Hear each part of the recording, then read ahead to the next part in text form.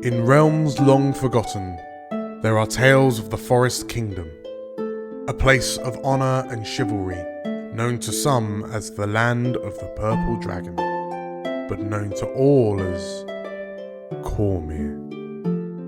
Hi, I'm Tilda, and I'm playing Hiram, a half-orc paladin. Hi, my name's Carl. I'm playing Cassie Donahue, human bard. Hi, I'm Julia, and I'm playing Badger, a forest gnome monk. Hi, my name is Anton, and I play Balthazar, a Warforged Cloak of Azuth. Hi, my name is Elle, and I'm playing Slate, a changeling druid. Hi, I'm Matt, and I'm playing Zombo, who is a halfling rogue/warlock. And my name is Dan. I shall be the dungeon master on this adventure.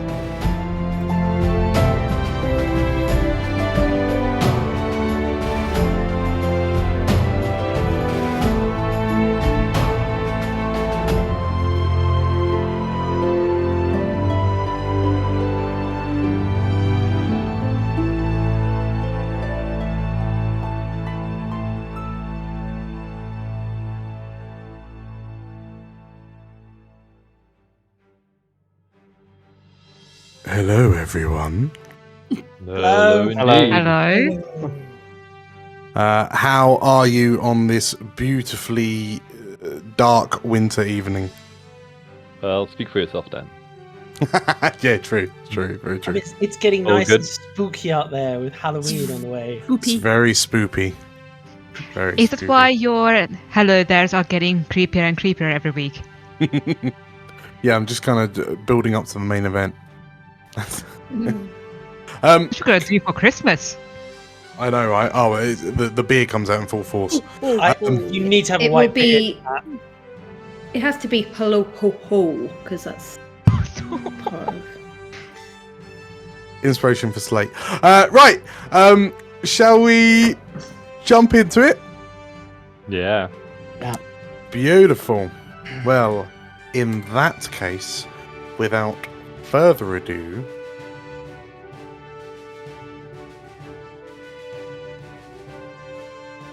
since her birth in 26 DR, Cormyr has evolved under the nobles of House Oberskir, whose many hands have guided the country from conflict to peace countless times.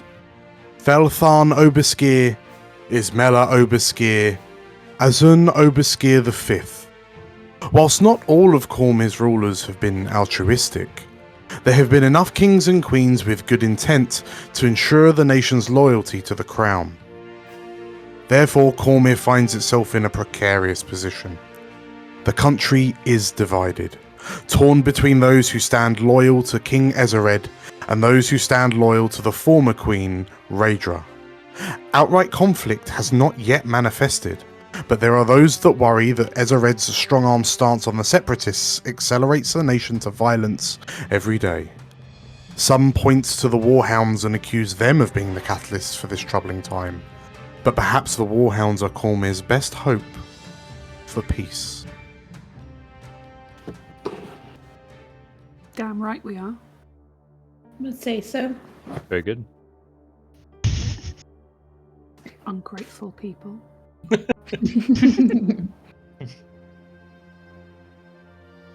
We find the Warhounds stood around some pretty telling evidence of a recent dragon attack. The scorched and charred corpse of a half-eaten deer, the funnel of burnt grass and earth leading up to the entrance of a barrow, above which proudly sits the skull of a slain dragon, the trophy of Narvlish Skyshatter, the ancient druid entombed within. In front of you stands a man of dark complexion, with a shaved, clean head, and a scar running down his left cheek, who stands upright and alert, and the words "Helena's fish" When was the last time you spoke to your mother? Rings in the air. And you notice that the purple dragons that form Caven Tor's party appear to be quite on edge. You hear nothing from behind you, knowing from Helenus Fish and Axicas, the two mercenaries from the Society of Stalwart Adventurers that accompanied you into the Barrow. And as the silence hangs heavy, what do you do? If I might make a suggestion here. Of course, says Caven. These two have fought with us in Hullock. They have proved themselves to be very loyal to Cormyr. Can we maybe not interrogate them where there's a potential dragon problem lurking? Caven looks to you and sort of like tilts his head. Well, of course, this is certainly no place for questioning. No, Ms. Fish, if you would be so kind, we would like to speak with you back at the Stagsteads. Which, as you all remember, is Caven told you that is where the loyalists are currently cooped up whilst they flush the forest for Radrans. Is that really necessary? I mean, you can see that we're on Warhound business here. We've been this lady's been kind enough to assist us. Surely she can go on her way as she's with us. Well, I have no intention of interrupting Warhound business, but as I understand it, Ms. Fish is part of the Society of Stalwart Adventurers and not the Warhounds. And it would seem, given that we found her and her colleague here with you, that perhaps they were the mercenaries sent by the Society to help us with our dragon hunt. Consider it a debriefing, Ms. Fish. Badger's, sorry, go on, Badger. Badger's going to look up at Helenus and a sort of checking what she thinks, if she's okay. So Helenus is kind of distracted. You can see that she's paying attention to the purple dragons, but at the same time, she seems more concerned with kind of keeping Axicas's weight off of her sprained ankle. Right. Because you can see her hooved foot is kind of gingerly kind of giving way every time Axicas tries to readjust her weight on the soft ground. Do the purple dragons have a healer with them? As you look around, you notice there seems to be a distinct lack of healers. These are all soldiers of varying rank. And also, if only we had someone who could read minds. That would be so useful right now. Wouldn't it be, Carl? Yes, it would be. It's a shame that Catchy doesn't know how to control it yet. So, yeah, Helenus looks up over to Caven Tor, and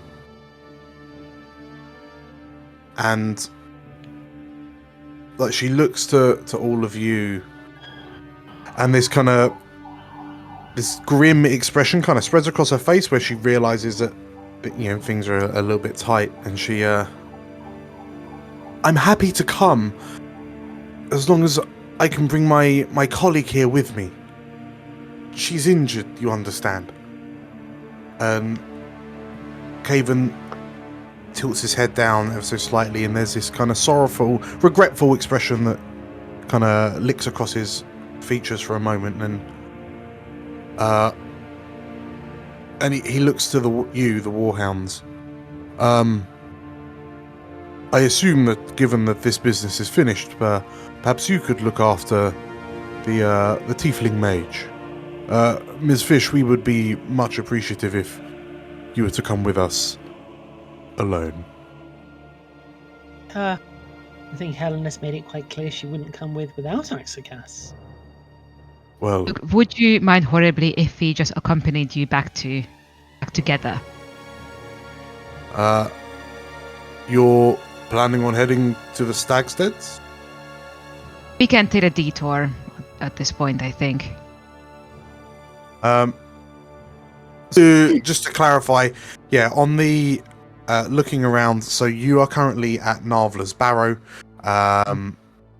Dead Luke is between you and the Stagsteads, so 100% yes, you could accompany the Purple Soldiers. In fact, they might enjoy the company and the protection from such an esteemed adventuring group.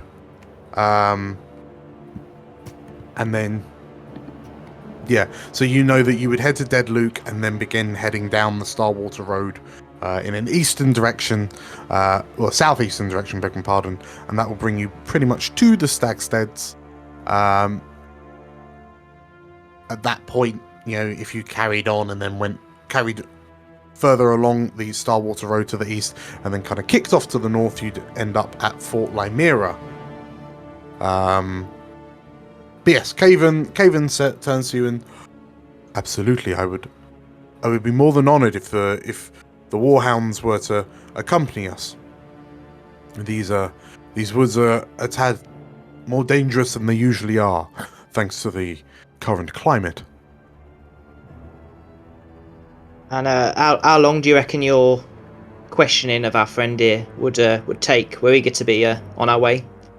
Much to attend to in crushing these rebels, as you can probably appreciate. Well, once, as I say, once we, you know, if you are planning on escorting us back to the Stagsteads, once we have arrived, there's no need for you to stay. We'd like to speak to Helenus alone. Can Badger insight this at all? Badger is trying to get a sort of police brutality read on the situation. Yeah, let's call Like, that. how much of this is authoritarian bullshit? I'm guessing almost 100% of it, so...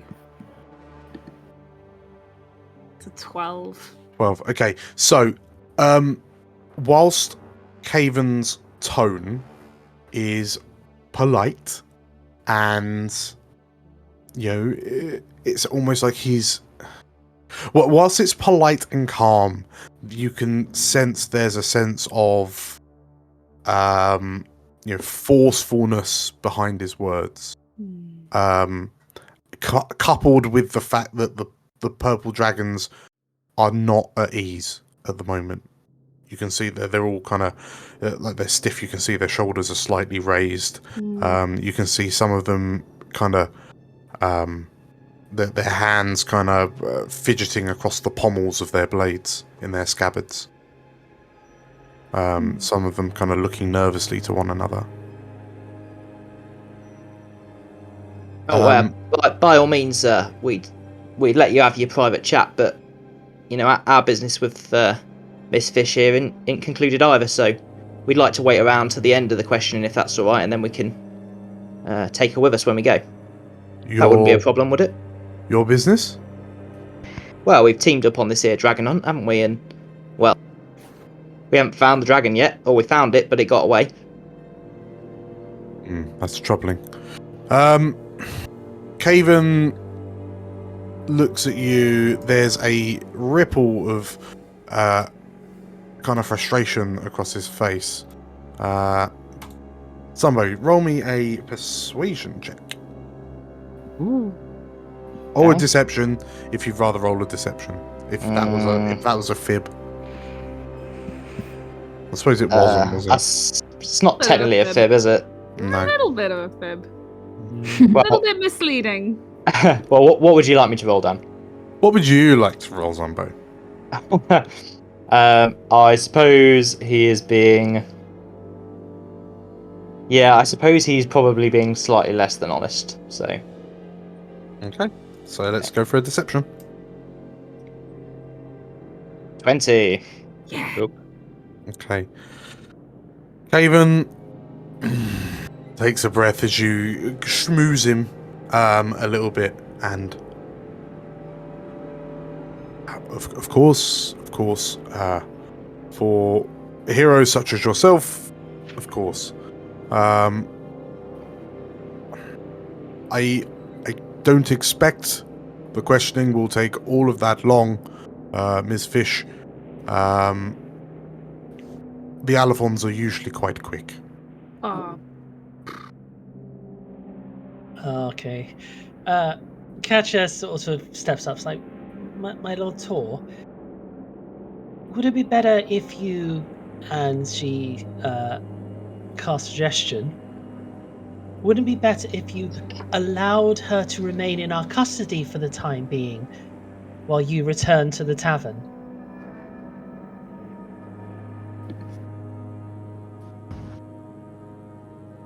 So, question on that, because just on the spellcasting of Catcher, because like suggestion probably involves some components. The suggestion is you leave her in our custody. The question is while you return to the tavern, but the actual suggestion itself is leave her in our custody. Out of character, before you cast suggestion, wouldn't it be worth first trying to persuade them, like, hey, she's actually already helping us hunt down her mother? I think it's pretty clear what these guys want to do at this point. They even if Zumbo's DC 20 wasn't enough to sway them, I think we need some more. That's for us just accompanying them. Like, I would try saying like, hey, we are looking for we are looking for these bandits. She promised to help us. She's more likely to trust us with this. Isn't that worth trying before we cast spells on him? Well, for this one, he doesn't know a spell's been cast.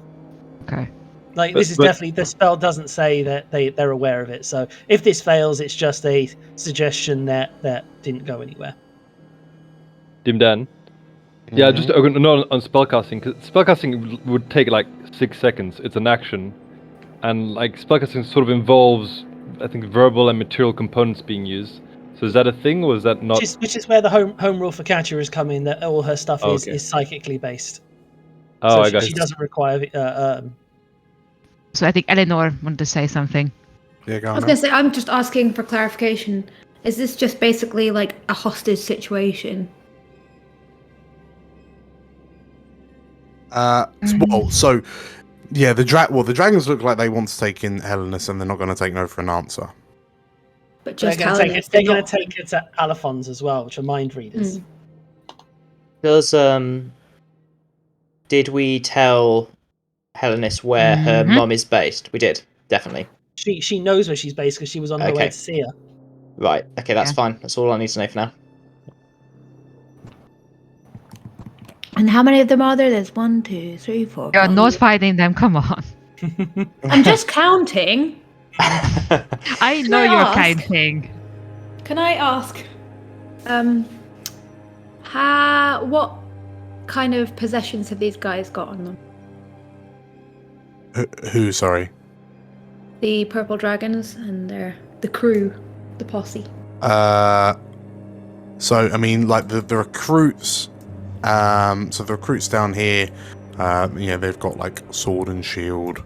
The blade. I mean, they're all basically sword, shield, heavy armor. No wagon or any kind of like. They're all on foot. Okay, cool. Thank you.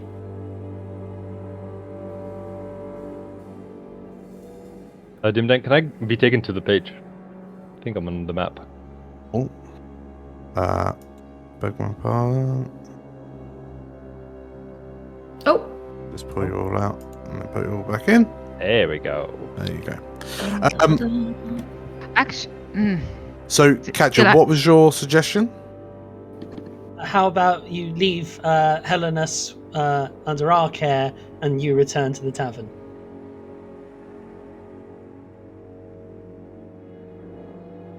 So as you say that, Caven Tor looks to you. Like his eyes fix on you for a moment as you say the words. And he slowly tilts his head and his frown grows more and more as his mouth kind of hangs open. His eyes narrow slightly. And then he blinks a few times, and I think we should head back to the tavern, yes. As he turns to leave, the purple dragons stay where they are, a bit dumbstruck. And, sorry? One of them asks. Catcher calls after Caven and is like, "Thank you, my lord." And the Tellsword next to Hiram kind of steps forward and shouts out, "Sir, what are you doing?" Zumbo is going to step up to him and go, "Did you not hear him? That's your commanding officer. Hop to it, lad." No, okay, hold on. The Tellsword looks to you, and you can see that there's an intensity in his eyes. And, you know, Caven Tor's just starting to walk off, like down the glade. He's making a beeline for it. But this Tellsword, who's one rank under Caven, like just watches Caven Tor walk off and then shouts out, "These orders came from the king, sir!" And Caven, "Come on, off to the inn. We need to regroup," he said. He shouts back. And the dragons, the Tellsword approaches you. You hear a snap as he steps on the deer's neck as he crosses. And he looks you up and down. He gets right up to you and he looks you up and down. And he scrutinizes you for a bit. "Can I help you, sir? Would you like a song?"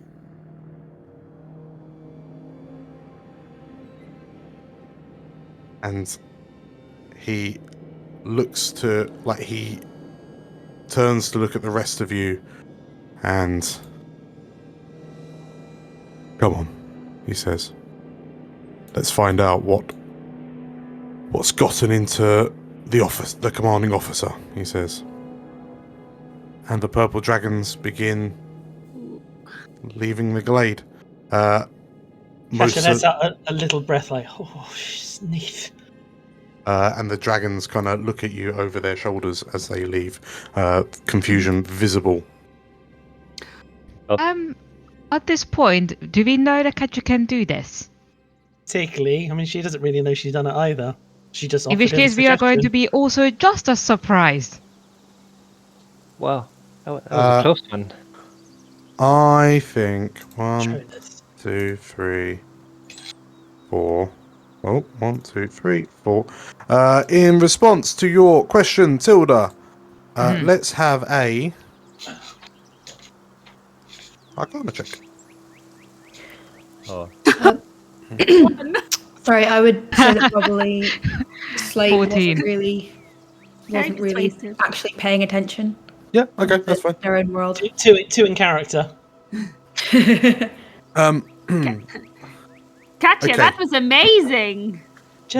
You've just got to know to say the right thing at the right time. Just strength of personality. That's what I was taught. I mean, there's strength of personality, and then there's whatever you just did, which was amazing.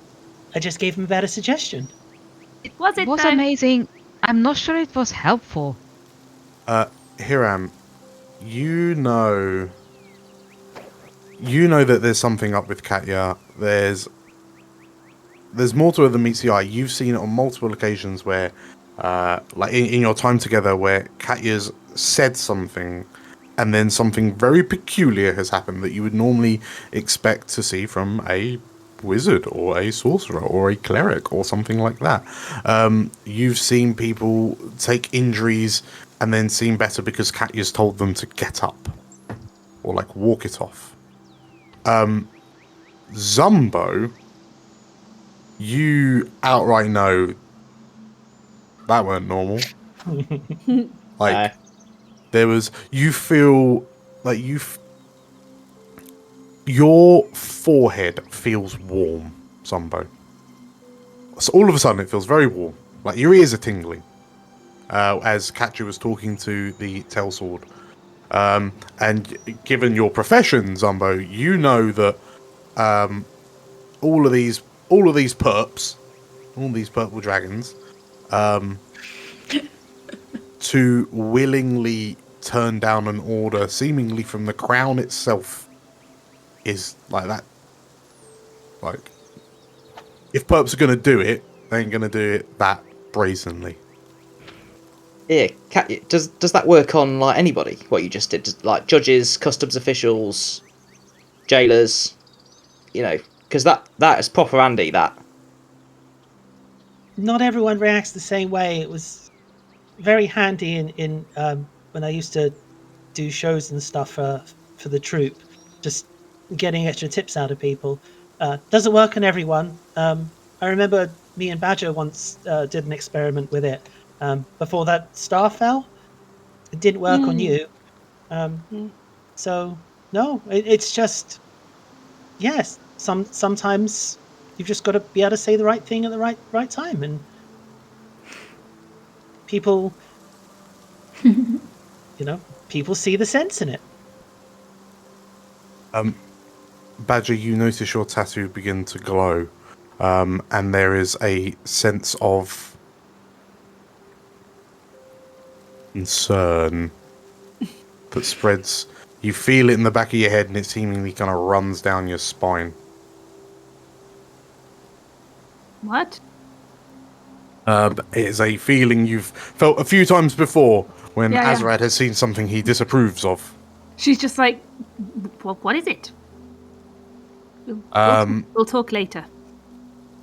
There's a flitter of almost begrudging acceptance, like resignation almost. But yeah, the feeling of Azarad, the Githzerai in the back of your head, kind of dissipates. Also, Slate, I think it's appropriate you didn't roll because Catch has already sort of come to you slightly about this. Well, I mean, with Slate, I mean, they're in quite a state of shock at the moment anyway, so they're just not Yeah. Why don't we start engaging anyway. moving back Like to- everyone could. Sorry. Look at the bright side anyway. Hellenis doesn't have to go with the purple dragons, and we can carry on our way. Well, we definitely should get back to Deadlook. Standing around here is probably not wise. Mm-hmm. I think Sorry. you'll have to talk about the consequences of this, because I don't think she's just going to be left alone. And I think we now made her seem more suspicious. well, we probably should get back to the fort and not go via Stagstead's. I reckon go around. You'll have to, yeah. And look first. Let's get those supplies, I think. Aren't the purple dragons on their way to Deadlook right now? Because you said go back An to hour. the inn. We'll give them an hour ahead of us, and then we'll go to Deadlook. Can we leave? There might be a dragon around. Yes, probably is very, very wise idea back. to leave. Hellenis has just been stunned this whole time, and as she looks to you, Katya, and I don't quite understand what just happened, but thank you. I'm sure you've saved my life at some point, maybe maybe back in the forest. So you're welcome. She nods, and Axicast, as Hellenis and Axicast begin their journey, begin walking with you. Axicast, kind of stopping to wince every so often, says, "When the purple dragons are throwing their weight around, it always gets." It's always a bit worrying when they do that, she says. I think, Hellenis, you dodged a bolt there. And Hellenis seems kind of quiet as you all head back to Deadlook. So with Hellenis's aid, there's first aid is administered. Axicas is Sprained ankle doesn't particularly slow you down too much. And it is approximately 12 miles to Deadluke if you go in a straight line. So are you holding off? So it's going to take about, give or take, 3 hours to get to Deadluke. How you say you want to give the Purple Dragons an hour head start, but how long are you waiting? Well, what do you mean? Like, are you waiting? Why or? don't we just send in the 30 people to get the supplies? Yeah. Hope they're not gonna get spotted by purple dragons. Catcher definitely doesn't go. Yeah, and then we can just go. Okay. Before leaving, I think Slate would be, I guess, getting some sort of twigs or vines or something, kind of like weaving them into signs to leave on the area. Something like, I don't know, some sort of like kind of something that would represent, for instance, maybe family, and then circle, and then broken as well. So just very simple signs, but like put in a very clear place. So are you effectively leaving a message in Druidic? Mm-hmm. In a roundabout way. So what like with the symbols that you're using, what's your message? Basically, leaving a thing that's kind of either family or trust, or both. Family, trust, and then a broken, sort of lot of broken twigs all in one, basically saying this has been destroyed. Can Balthazar notice if Slate is doing that? I think with your perception, yeah, you would, because it'll take Slate a little while to effectively, craft the message, I guess. But This would have probably been happening whilst everyone was doing what they were doing, as kind of. For sure. All right. Okay. So we go to Deadluke. Stealthy people get the cart, and then we go to Fort Lysera. Is that correct? Yeah. Cool. Sounds good. Okay. In which case, so the 3 hour journey to from here to Deadluke, is there are there any conversations going on between you? Is there anything that anyone wants to ask or speak to anyone about? Zumbo would want to catch Badger if he can get her kind of away from the group a little bit. If she's hanging back or she's ahead, he would try and have a semi-private chat with her. Okay, so just to check, so Zumbo and Badger, Hiram, Tilda, you had your hand up? Yeah, I would like to know what's going on with Slate. Okay. What is this culling the beast, etc.? Okay, so Zumbo and Badger, Hiram and Slate, Catcher and Balthazar, just full house it. Why not? If Balthazar's okay with that. Balthazar will probably speak with Hiram actually, and Emily. Oh. I mean, honestly, I would not walk away from the group. I think whatever. I'm curious of what's going to be Slate, and I think everyone should probably hear it. Okay. But Well, go to him then. Tell you what. Whilst because it's just the two of them. So Badger, as you're kind of ahead of the group, helping kind of pick out the way through the forest, given that it's such a kind of a favoured terrain for you, you hear some like the sounds of awkward like running across the forest floor. It would seem that mushy forest floor plays havoc on a peg leg. But yeah, you potentially a bit more out of breath than he might be, because if he had 2 full-size feet, you turn to see Zumbo kind of running up to you. Everything all right? Yeah. Wait up a minute, will you? This thing keeps getting stuck in logs and puddles. Okay. Anyway, I just wanted to say, Badger, I've been watching you since since I took you all on, and I've been mightily impressed. You show real they're not an easy bunch to corral into some sort of order, and you show real leadership. You know, remind me of myself, I guess, a bit a few years back. Mm-hmm. And also, you got some amazing jumping skills. I mean, the way you hurtled up that tree when we fought the owlbears, and up onto the tent afterwards, and I mean, you're like a jackrabbit. It's amazing. Well, you see, the elves taught me how to use the wind to help me jump further. I can try and show you if you like, although I've never taught anyone before, not successfully anyway. I mean, I'd love to have a go at it, but actually, what I wanted to speak to you about was, well, I think you got all the makings of a great bosun, and I'm in need of some help to manage this crew of ours. And well, I've already offered the lifeboat job to Balthazar, so I'm afraid that's taken. Oh, But okay. So what is a bosun? well, basically, your job would be to help me keep order on deck, make sure the hands are at their station, but also you're in charge of the rigging and the mast, and you've already shown you can get up at height, work well at heights. So the job's yours if you want it, but you don't have to answer just yet. No. Do you think we're on a ship right now? No, not right now. Of course, I'm not bleeding stupid, but Okay.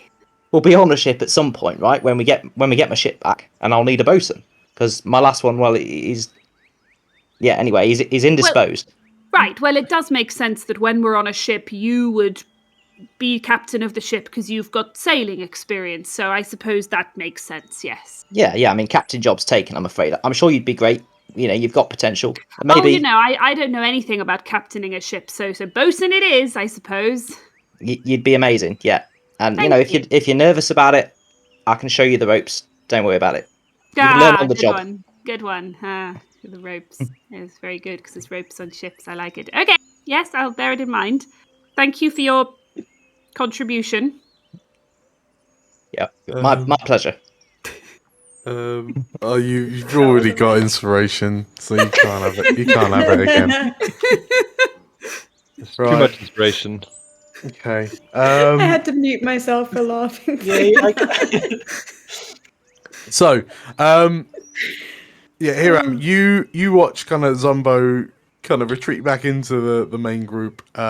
Badger sort of kind of drifts back from being on point. There's, I guess, maybe a slightly confused but slightly almost kind of excited look on her face. Yeah, sort of not quite sure what just happened, but it seemed good, I suppose. But yeah, Hiram, you get a you notice that whilst the chatter's kind of emerged, flared up throughout the group, Slate is kind of kicking their feet. Slate's in Rowan's state still, right? Yeah, but I would say if you were looking back at Rowan, you'd probably be seeing someone a lot younger. I mean, Rowan was already what sort of probably 15, now is 12, looking. Ooh. If you can place your ages. There is another young redhead. Yeah. Kind of kicking her feet behind the group. Okay, so I think Hiram is going to slow down to make sure that they are walking at the same pace and just go, "Hey, Rowan, what happened there? The ghosts. Do you want to talk about it?" I don't know.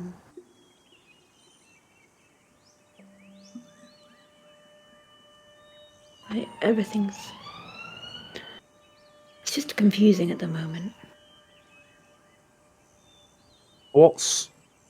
So, Slate, as you struggle to kind of find the words to respond to Hiram with, so I guess the almost the commandment from Navla echoes in your head. Remember, the beast must be culled. And the sickle that she gave you, where is it? I think it would be like hidden away, like not anywhere on Slate's person, or just shoved into a sort of satchel or anything, just to keep it as far away from thought, knowing it's kind of important to keep with them, but not. Mm-hmm. So whilst, you've kind of packaged your sickle away, but like you find yourself distracted because you're just keenly aware that you have it, and every time you try to think about something else, you find your mind just brought back to that rusted crescent-mooned blade deep in your bag. Like how's Slate feeling about that commandment? As Hiram looks down at you, eyebrows raised, gentle elbow nudges. It's for Slate. I mean, they don't know. Mainly because I don't know, but also they don't know what it could mean, and they are just so confused because, to them, Baz was, basically all they knew. They didn't know they didn't know his story, his background. They just knew that he was always on the run, and a beast must be cold doesn't ring with any kind of history that they know of. Mm-hmm. And it's a terrifying kind of feeling to know someone you think so well and then to not know them at all, and to have no answers, and to feel just like a child again, like you've not been given any of the information. Hiram, because you all heard Narvla's condemnation, I'm assuming this is, that's the context for Hiram talking to Slate. So what's Hiram's take on what Narvla said?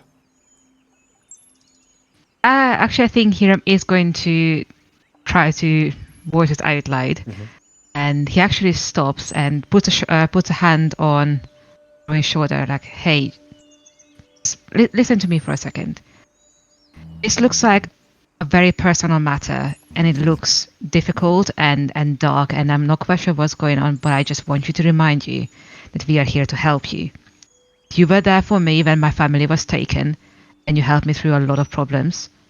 Just want you to know that we can do the same for you, okay?" I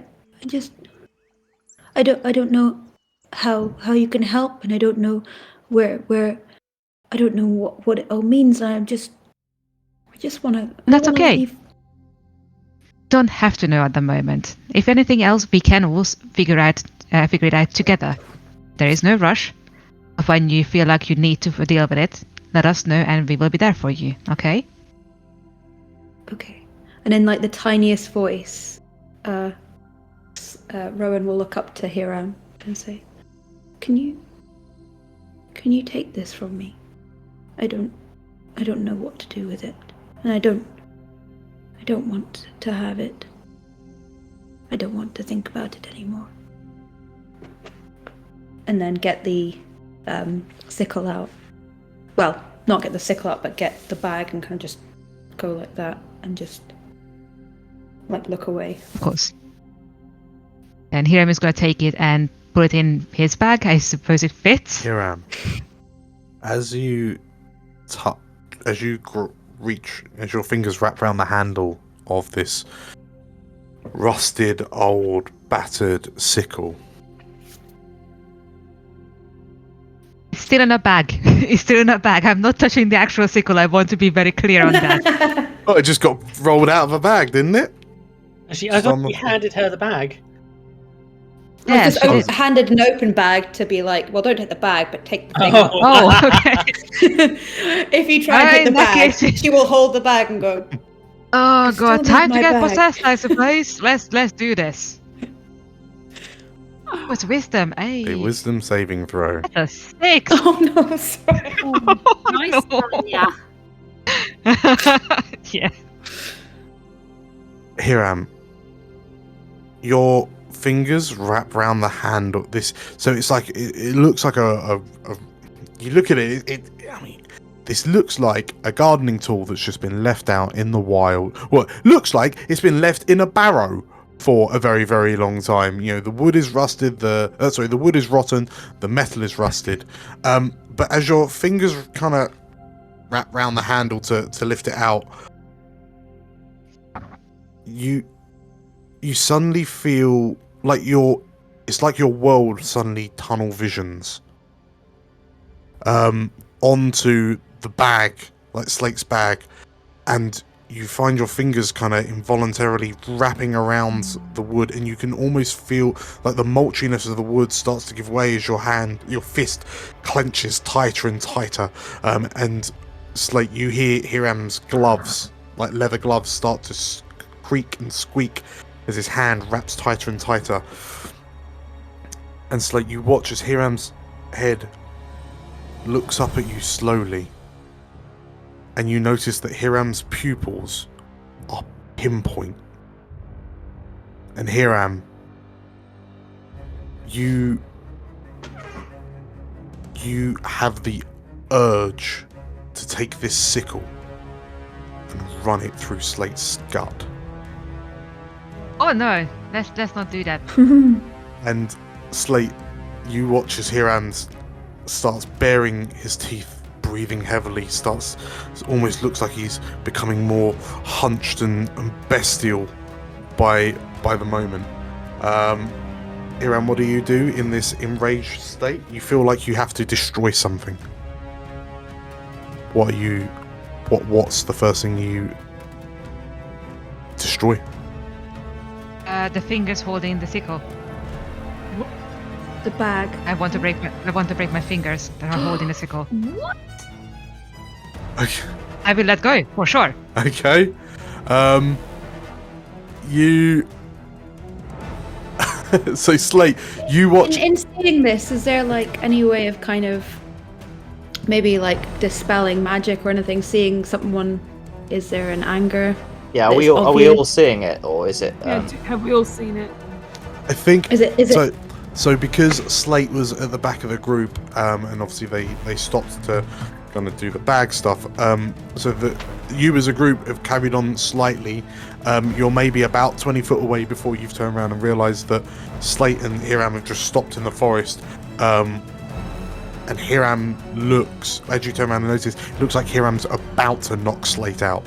Like has a hand in Slate's bag, and then there's this expression of unbound fury and rage just smeared across Hiram's face, and you've probably only seen that look a couple of times, and one of them, well, tell you what, those of you who, so it's going to be those three, isn't it? Let's roll a history check, see who remembers best. Between Badger, Katya, and Emily. 7. An 8. Oh god. Oh my god. You guys know me very well. Oh god. Oh, I'm so sorry. I'm so sorry. So we don't remember this, but we're still seeing it, right? Still seeing it. You can't remember seeing Hiram this angry. Katya just calls out, Hiram? And her words are empowered with a counter charm.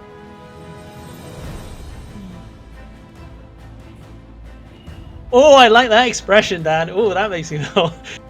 So you, like, as you shout out Hiram, you all watch as Hiram's hand comes out of this bag holding the rusted sickle that Slate picked up. Slate was given by the ghost, by the druid's ghost.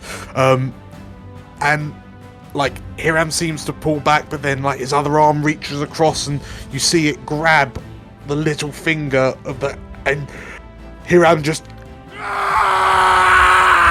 and at that point you shout out, Hiram?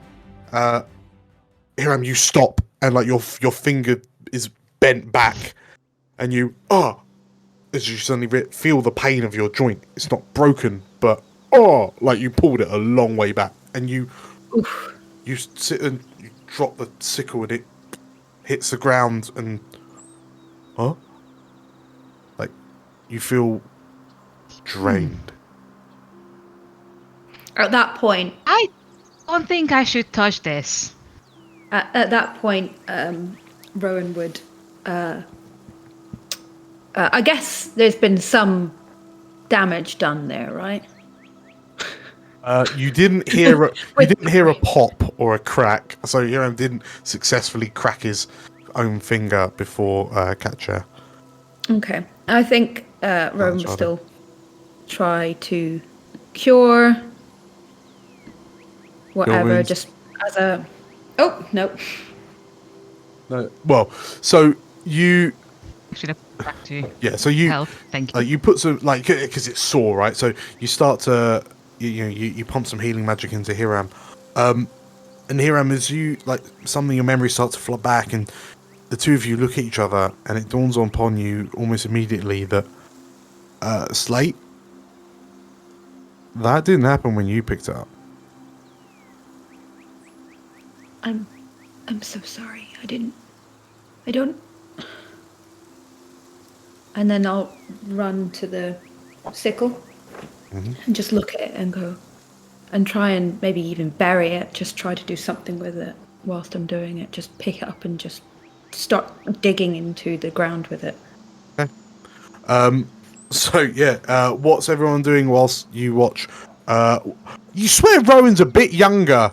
Like maybe it's the light, but there's the red-haired girl just frantically digging at the soft, damp earth, and then presumably just with tears streaming down her face. By the way, I think Catchy comes up to Percy, puts a hand on Hiram, slight concerned look in her eyes, everything all right? I don't know. Slate, stop, and then try to calm her down. And that's where Catchy sort of puts her hand, it's just let the girls talk, I think. Badger's going to approach as well and sort of. I think she's probably going to help Rowan with whatever she's trying to do without touching the sickle.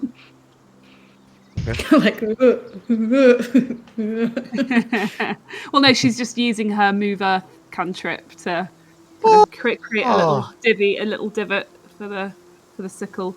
Okay, so Slate, as you're frantically kind of digging at the earth, Badger, you walk over and what does your move earth look like? Like, what are you doing to do it?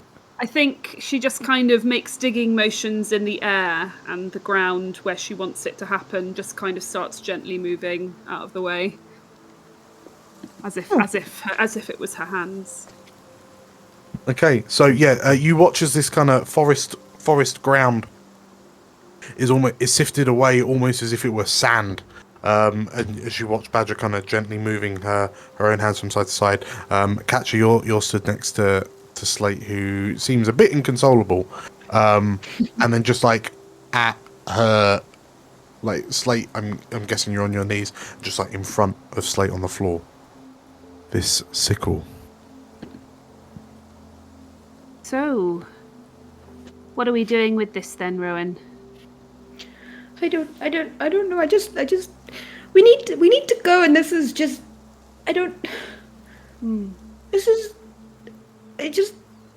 and then at that point, I guess seeing that there's enough space, we'll put it down, and then as they put it down, they'll kind of look at it and really, really look at it and kind of just go, "What is this?" basically, and I guess is that an inspection?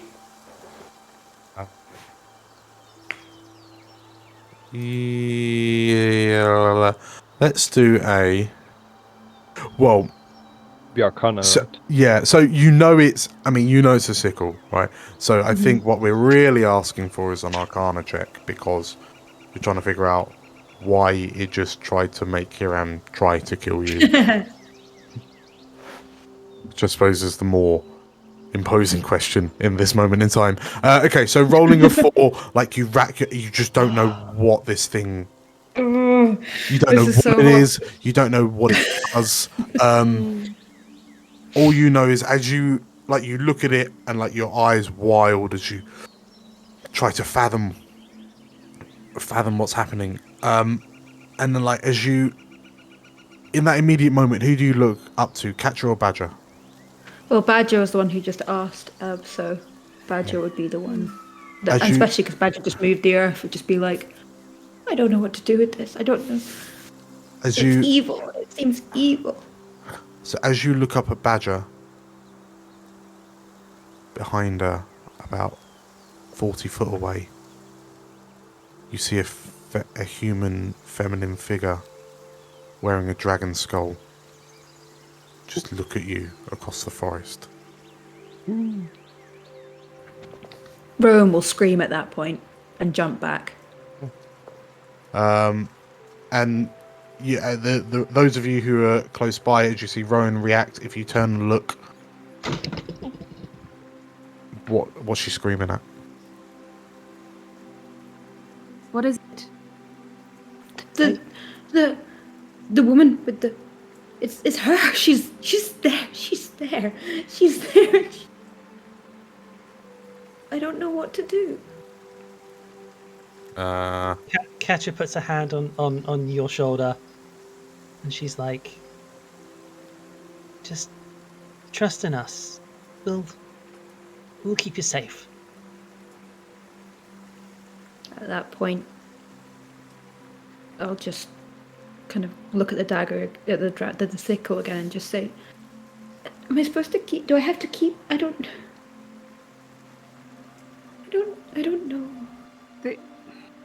The spirit. Sorry. No, after you. It's so frightening. Change and the unknown.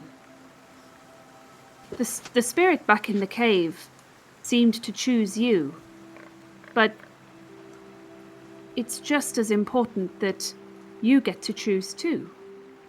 And you don't have to decide right now. You don't have to use it right now.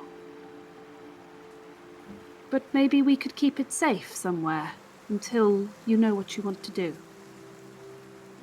Okay. Okay. And I'll pick it up and wrap it as tightly as I can with some sort of sash or cloth. Put it in the very, very dark recesses of my satchel. Mm-hmm. And then just thank everyone. Thank you so much. I'm sorry, I don't... Thank you. As you say your thanks, and as a group you begin carrying on in a southeasterly direction towards Deadluke. You're about halfway. Slate, as you walk along, you're just acutely aware of a sickle in your bag.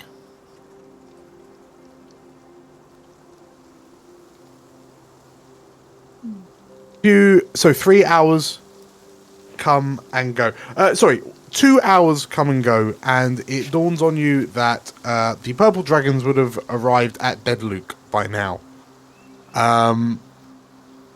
What are you still carrying on in a straight line, or what are you doing about? Because you gave the purple dragons an hour head start, right? So, In part, I wanted to have a chat with Hiram and Emily. Just a reminder. That's right. Yeah. There'll be time for that, don't worry. I think what we'll do just come in from a different direction, and they'll just stay out of the direct line of travel. Okay, fine. It might take a bit longer. Yeah. So so basically, you've travelled the 3 hours from Narvla's Barrow to Deadluke. If you're now kind of beelining for Fort Lysera, if you're going down the Starwater Road, I mean, you can either go past the front door of the Stag's Stead, give or take. I mean, I say front door; it's like a couple of miles off the track. How do you want to travel to Fort Lysera?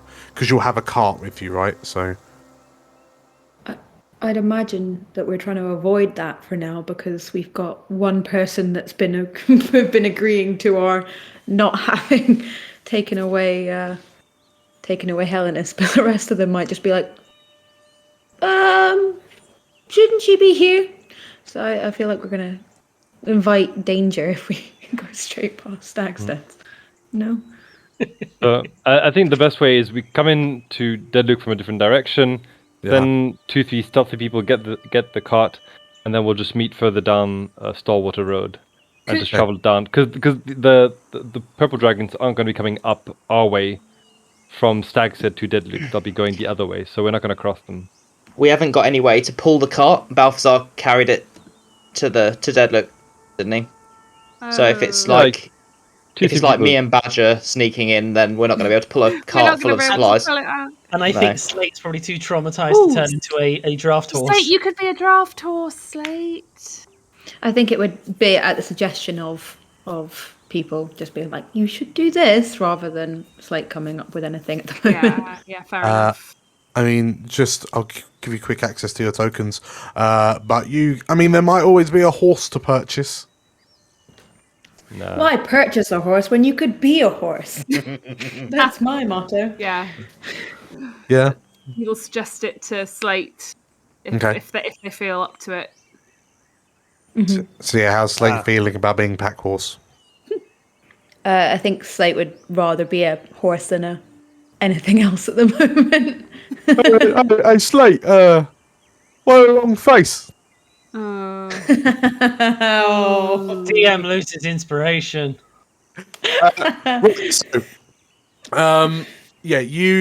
As you kind of start to approach Deadlook, you make a point of kind of going round the perimeter, because Deadlook, is a village and a clearing in the forest, right? So you kind of go round the perimeter of the clearing, then come in from sort of like the other end of Deadlook. Who is designated stealth mission party? Is it Balthazar? Yeah, I can Not I it. can go. I'm happy to. Okay, so Badger, Zumbo. Sorry, was there a Balthazar? No. Okay. Yeah. No. No. I mean, when we Okay. say stealth mission, how are we? It's not going to be that stealthy because we're stealing the cart, right? Well, are we you're- stealing it you're- or are we collecting it? No, Well- you are collecting it. Yeah. Realistically, Slate has to Also, go with it's you as less. well. Also, it's less stealth, as in no one should see you, and more stealth, as in people can see you, just not these particular purple dragons. Got you. Yeah. Okay. Yes. But they're more in Um, Stag's Stead, aren't they? Rather than Still on their way. yeah. They're an yeah. hour ahead of us. Yeah. They might stop at Deadlook for like Oh, I see. Okay. So where did you tell them to go? back to Yeah. the tavern. Well, back to basically she said to leave Helenus with us, and you should go back to the tavern, which is again the Stagsteads where they were heading. Ooh. Is the Stagsteads a tavern? It is not. Who the heck knows? Okay, interesting. They're going Um, to be at the Deadlook Tavern. So, There could be any tavern there. Yeah. could be. Katya, You know, Badger, they've actually gone north. They're going to a tavern in Evenstar. Evening Cooler Star. tavern. I He would knows all about it. think so. Hipster tavern. Right, With a well, guest house. Badger, Katya, and Slate, because Slate, you are the transport. You, so you're all kind of waiting on the edge of the forest, like everyone else. So Hiram, Balthazar, and Can't you? Think- sorry, it wasn't Katya, it was Zumbo. Waiting. Yeah. Yeah, Yeah. beg your pardon. Sorry, Badger, Zumbo, and Slate. Yeah, you kind of approach going to Deadlook from the north as opposed to kind of from the west, and you kind of make your way through the town.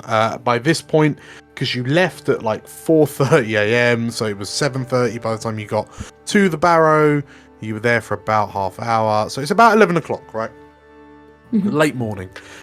So the town is kind of sprung up, like you can see the workers kind of doing their thing, and there's chitter chatter between kind of local villagers, and the three of you just I mean, how are you doing this? What's your tactic to get it? Are you just going loud and proud, or are you going between from shadow to shadow, or Oh, am I already in pack horse state, or am I in just your call? gen changer? Because if not, then I'll do pass without trace for everyone Ooh, Okay, very, very nice. Just- very good. to keep that going. Okay, Gonna do it. so that. that away? Yeah. So at that point, if you cast it, so it lasts for an hour, right? So yeah, so I'm guessing you cast it when you're on the edge of the village, so it hits everyone. Yeah, towards.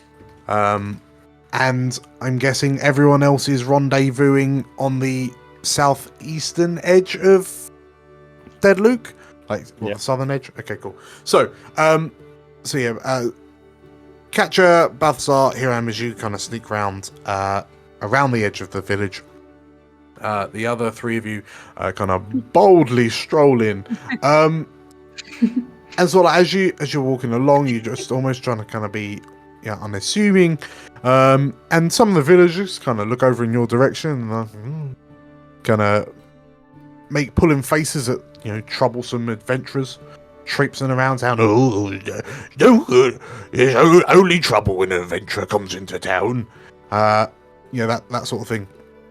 But soon enough, in the dominating the center of the village is the Blushing Maiden.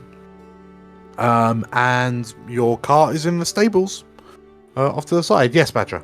I'm looking for purple dragons. Okay. The telltale flashes of purple. The smell of a purple dragon. What's Sumbo doing? Can we smell bacon? Yeah. Is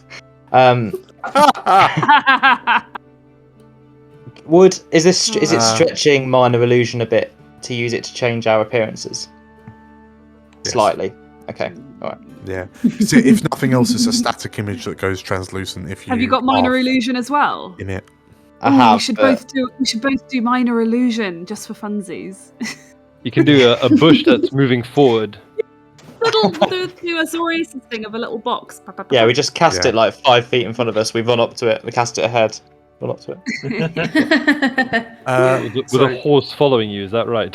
Yes. Slate, Zumbo, and Badger, if I can borrow perception checks. Oh God! Badger got a 14. Okay, that's fine. Can I say, can you fix this whole forge thing that's happening right now? I'm seeing the rolls going wrong. Can I fix the random dice roller? I'll do my best. You manage. So as you're going through, your heads are on swivels, looking out for purple dragons. You don't see any. Mm-hmm.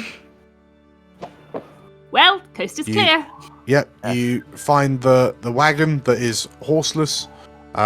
You successfully managed to back Slate into the. Yes, hello. I tell you what, we could use minor illusion to block the view of Slate transforming into a horse. Just for modesty purposes. Or are you already a horse? No, I'm walking with you as Rowan. And then... Does the horse end up wearing a slinky red dress like all your other personas?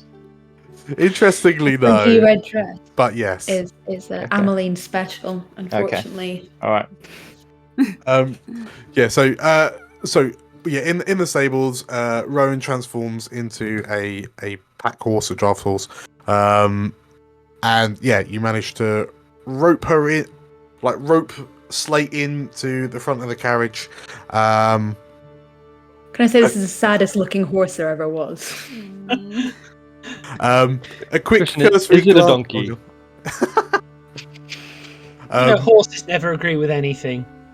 No. Oh, good. A quick cursory glance. Getting disliked for that.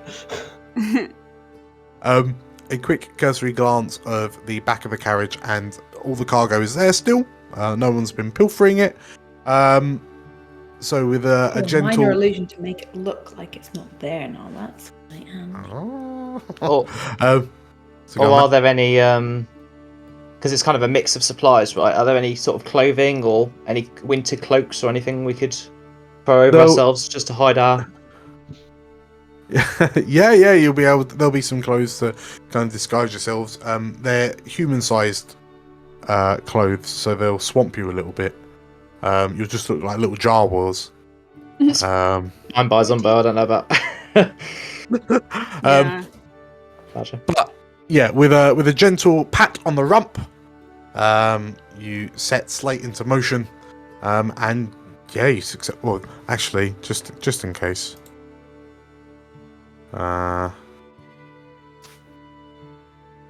You can roll it with advantage because at least the animal you're trying to handle is literally one of your party members. Oh, I forgot advantage, sorry, but 13. 25 sounds very good. 13 and 25.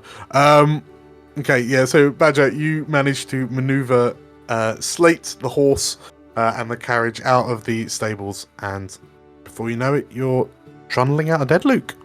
Forgot Job I had done. I forgot I had animal handling proficiency.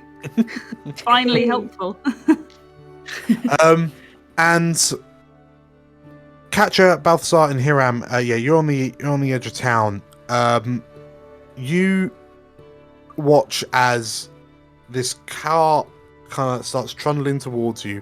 You notice that every so often the cart, like rhythmically, the cart just kind of tilts a little bit because one of the wheels was a bit knackered from the goblins having it. I don't think anyone cast mending. Has anyone got it? Okay, so this car just donk, donk, just every so often. Yeah, a bit of the wheels missing. And there are these kind of. Are you guys wearing the clothes that you found in the cart? Zumbo is. Yeah. I just got one like over her head, like a headdress to hide her pink hair. Okay. What looks like 2 children dressed up as monastic monks. Like religious monks, start sort of like trundling, like cultists. They start trundling towards you, and as it gets closer, you can out of this hood, you can see the beaming smile of Badger with little bits of pink hair poking down, and then you notice that the one next to Badger, you thought the head was big, but no, it's just over the hat, over the tricorn hat, and you see the eye patch and whatnot. And yeah, you notice that the 3 of them are trundling out on the cargo. No trouble asked. Like no hiccups at all. Cool. Make our way to Fort Lysera, I guess. Okay. As the cart stops in front of you, gives you a chance to kind of climb in and get yourself sorted. You got to kind of find spaces to sit, for example. Whilst Slate's kind of tethered in, so he's facing down the road. Badger and Zumbo can't move all that much, or their extra large t-shirts fall off them. Balthazar, Hiram, and Kat, you roll me perception checks. 18. 17. 2. Okay. Dream team right there. As everyone's kind of getting sorted, Balthazar, you're kind of stood at the back of the cart because they kind of have to make a bit more room for you. And as you're just kind of looking around and waiting, you look back into the village, and you see a silhouette perched on the roof of the Blushing Maiden. And with a 22, it looks like it's not humanoid. It looks like some sort of. It's almost like some sort of almost like a wolf or like a badger, an actual badger. It just looks like some sort of beast perched on the thatched roof of the tavern, of the inn. And as you peer it slightly, you realise that it's silhouetted because its fur is jet black. The only flash of colour is what looks like streaks of its red fur that streak out across its face that kind of wrap around 2 piercing yellow eyes. And as you try to focus on it, it ducks out of sight and disappears. Oh god. He'll start looking around. And I think he'll probably keep it to himself. Because he doesn't want to show he's afraid. Okay. Preparations are complete. The cart is ready to go. And as you, Badger, as you once again gently pat Slate on the butt, the six of you, well, including Helenus and Axicas, who've been suspiciously quiet all this time, begins trundling down the Starwater Road towards Mouth of Gargoyles, but more importantly, Fort Lysera. And we'll take this opportunity to grab a break. Great. Thank you. Excellent. See you later. See you in a bit. In a bit. Bye-bye. See you in a bit.